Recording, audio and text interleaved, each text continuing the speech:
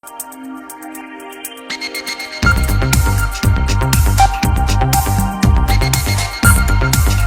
il y a le jeune qui a tantôt demandé, est-ce que... Il achète des téléphones.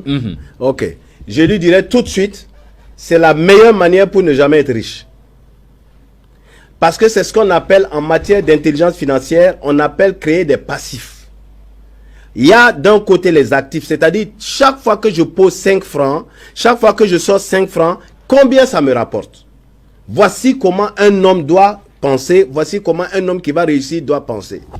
Mais chaque fois que je dépense de l'argent qui ne m'apporte rien, parce que votre téléphone de 600 000, après vous allez acheter des mégas, pour appeler, comment on appelle, aller sur Internet. De la même manière, vous aimez les téléphones, je suis sûr que vous aimez Facebook. Vous aimez Facebook, vous aimez WhatsApp, vous aimez tout ce qui est insolite. Alors, combien vous gagnez avec ça? Si vous avez acheté dans l'année 2 téléphones, si vous avez changé 2 téléphones, disons 1 200 000, c'est 1 200 000 à vous apporte quoi? C'est un passif. Alors, si vous continuez de dépenser comme ça, ne croyez pas qu'en votre vieil âge, vous serez avec des richesses. Justement, coach Zoromé, il y a des jeunes qui m'ont dit dans la préparation de cette émission que, par exemple, à Ouagadougou, ils achètent les motos, pas forcément aussi pour des courses, mais quand tu as une moto à Ouagadougou, tu es respecté par les filles, ça te permet aussi d'être très bien vu dans la société. C'est pour cela qu'ils investissent, parce que on peut obtenir une fille facilement lorsque vous avez une moto et un bon téléphone Android. Très bien. Mais je crois que tu auras une très bonne femme demain si tu as de l'argent et que tu tiens bien ta famille. Parce que je vais vous dire une chose, tout ça c'est du pipeau. Aujourd'hui, parce que j'ai une moto, parce que j'ai ceci, je suis bien vu. J'ai dit, on investit toujours pour ce que ça rapporte. Un homme doit créer chaque mois dans sa vie ce qu'on appelle un cash flow.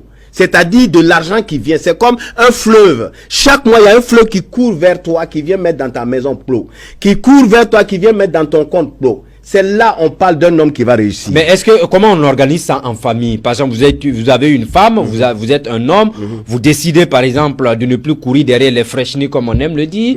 Madame aussi, elle avait peut-être un comportement aussi qui ne permettait pas l'avancée du couple, etc.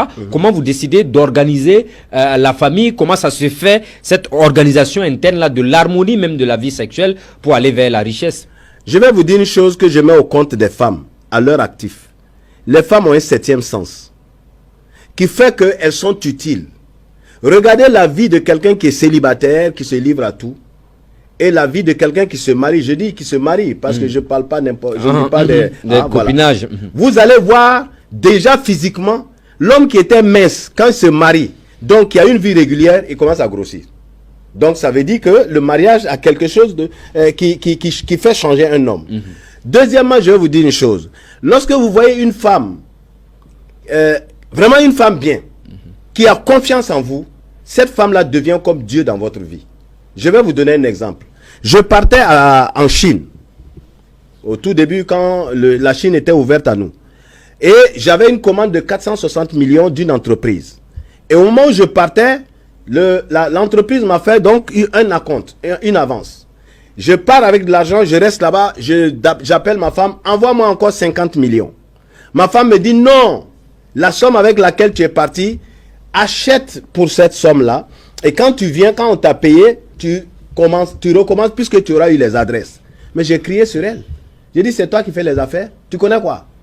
Donc elle m'a envoyé l'argent. J'ai acheté tout ce qu'il faut, je suis venu. J'ai tout livré. Alors jusqu'à l'heure où je vous parle, c'est depuis 2012, on n'a pas fini de me payer. Ah, et en plus, non seulement la personne n'a pas fini de me payer, la personne m'a traîné en justice. Est-ce que vous avez déjà vu ça? Quelqu'un qui te doit et c'est lui qui te traîne en justice. Et qu'est-ce qu'il va dire en justice? Que je lui ai vendu trop cher. Mais le juge dit, mais attendez monsieur, on n'amène pas quelqu'un en justice disant qu'il a vendu trop cher. Vous avez eu des bons de commande au début. Donc ce fut une rébellion vis-à-vis... Ce fut une rébellion vis-à-vis de ma femme. Et il y a plein de choses comme ça que je peux énoncer ici. Grâce à elle, aujourd'hui, je dis, moi j'ai une vie équilibrée. Et je suis sûr qu'il y a beaucoup de femmes, même des hommes responsables, des hommes politiques, s'ils avaient une vie réglée et qu'ils sont avec leurs femmes, ils contentent leurs femmes, c'est des gens qui n'allaient jamais bouger de leur poste. C'est des gens qui allaient aller évoluant. Car ce n'est pas normal que quelqu'un soit à un niveau élevé et puis qu'il tombe. Il doit progresser. Mais si tu ne progresses pas, il y a quelque chose qui ne va pas. Et souvent, moi j'ai vu même en Côte d'Ivoire, j'ai vu des ministres qui ont perdu leur portefeuille à cause de leur femme. Parce que la femme n'était pas du tout satisfaite. Et la femme, quand il suffit qu'elle lâche une phrase, cette phrase peut arriver jusque chez le président d'une certaine façon, tu perds ton poste.